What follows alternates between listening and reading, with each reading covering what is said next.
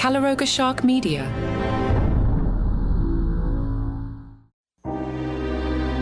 Hello and welcome to Murder Weekly. This episode is titled The Ghost of Christmas Past, the Susan Jennings Mystery.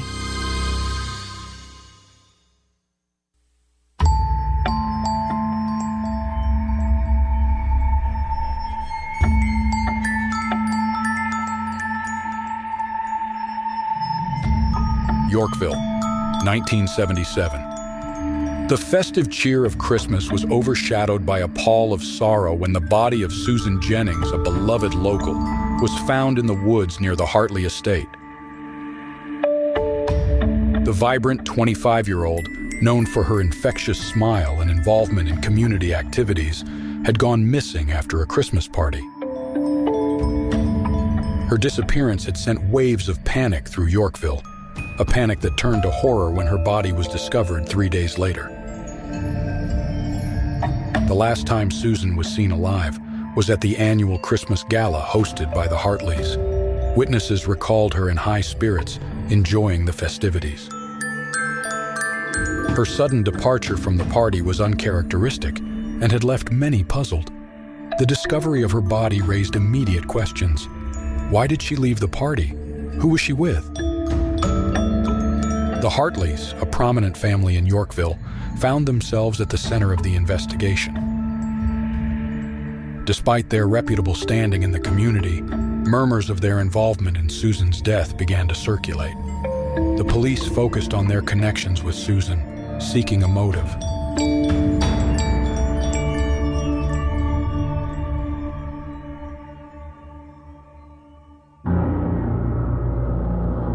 Lillian Moore, Susan's close friend and confidant, was among the first to be interviewed by the police. Lillian, though visibly shaken by her friend's death, seemed to hold back information during her interrogation.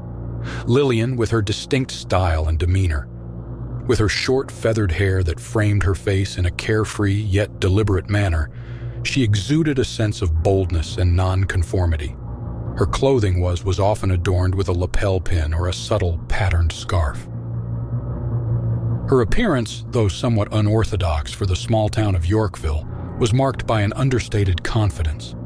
Lillian's eyes, a deep and thoughtful brown, held a look that was both penetrating and guarded. Her movements were measured and deliberate, conveying a sense of self-assuredness. During the police interrogation, Lillian's posture was upright, yet there was a slight tension in her shoulders, perhaps betraying the emotional turmoil beneath her composed exterior. Her interactions were laced with a certain intensity, especially when discussing Susan. It was clear from her body language, the way she occasionally averted her gaze or the fleeting moments of vulnerability that crossed her expression, that her connection to Susan was deep and complex. Investigations revealed that Susan had been secretly involved with Edward Hartley, the younger of the Hartley siblings. Their relationship, hidden from the public eye, was tumultuous and marked by passionate highs and lows. Edward's known temper and passionate nature made him a key suspect in the case, as he would often be heard yelling at his sister. Further complicating matters was the discovery of Susan's rivalry with another local, Anne Richardson. Anne, who had long harbored feelings for Edward, was known to have had several public altercations with Susan. Her envy and bitterness towards Susan's relationship with Edward put her in the spotlight of suspicion. The investigation took a turn when a piece of jewelry belonging to Susan was found in Edward's possession. Confronted with this evidence, Edward confessed to their relationship but vehemently denied any involvement in her death.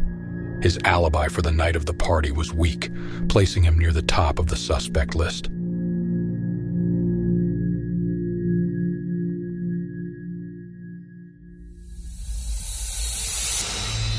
Digging deeper, the detectives discovered a series of letters between Susan and Lillian. The letters revealed a complicated dynamic. Had Lillian been in love with Susan? A love that was unrequited. Had Lillian's feelings turned to resentment as she felt overshadowed by Susan's charisma and her relationship with Edward?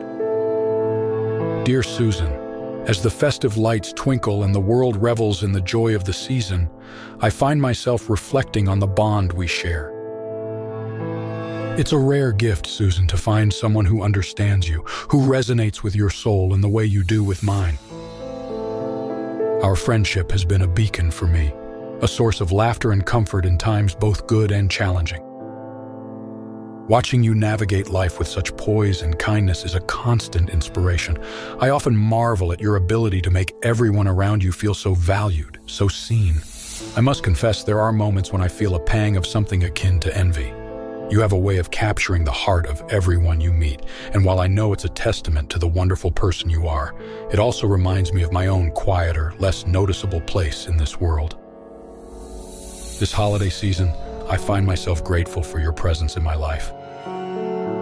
You're a rare gem, Susan, and I cherish our friendship deeply. May this festive season bring you as much joy and love as you bring into the lives of those who are lucky enough to know you. With all my heart, Lillian.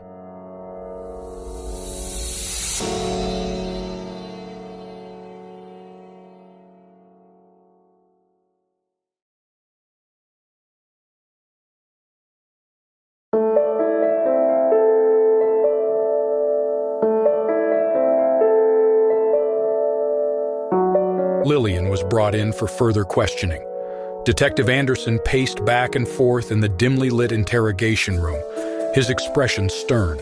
On the other side of the table, Lillian sat nervously, her hands trembling. The detective leaned forward, placing a series of photographs and evidence files in front of Lillian. "Lillian," he began, his voice unwavering, "we've gathered some compelling evidence, and we need you to tell us the truth." Lillian swallowed hard, her eyes darting between the evidence and Detective Anderson's penetrating gaze. She knew she couldn't hide the truth any longer. With a shaky breath, she nodded, tears welling up in her eyes. "On the night of the party," Lillian started, her voice quivering, I confronted Susan in the woods. We had a heated argument and things escalated quickly."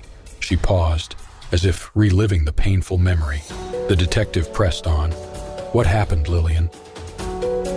Tears streamed down her cheeks as she continued. The confrontation turned physical, and in a moment of blind rage, I pushed her. Lillian's voice cracked, and she buried her face in her hands, overcome with guilt.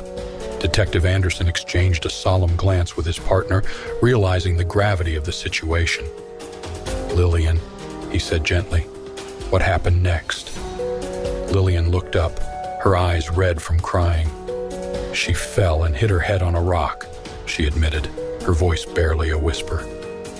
"I didn't mean for it to happen, but she was hurt and I panicked. I didn't know what to do, so I left."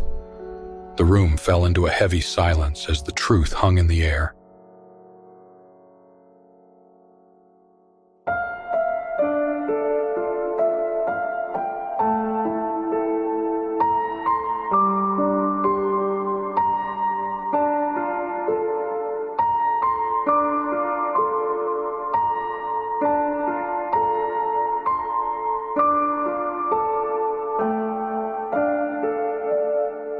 The revelation of Lillian's actions sent shockwaves through Yorkville. The town grappled with the duality of Lillian's character, a seemingly devoted friend, now revealed as a murderer driven by unrequited love and jealousy. The trial was a somber affair, leaving the community of Yorkville to reflect on the hidden complexities beneath its idyllic surface. Lillian was found guilty, her sentence a painful reminder of the tragedy that had unfolded. As Christmas approached again, Yorkville tried to find solace in its traditions, but the memory of Susan Jennings lingered like a ghost. In time, Edward found love again, married, had children, and eventually a granddaughter, Elizabeth.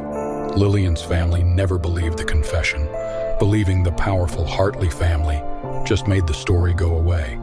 The Christmas of 1977 was remembered not for its festive cheer, but for the tragedy that unraveled the complex web of human emotions and relationships, forever changing the fabric of the small town.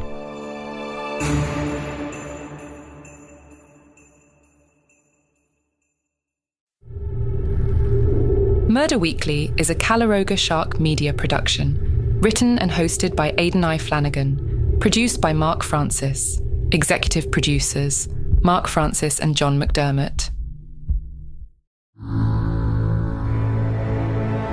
Calaroga Shark Media.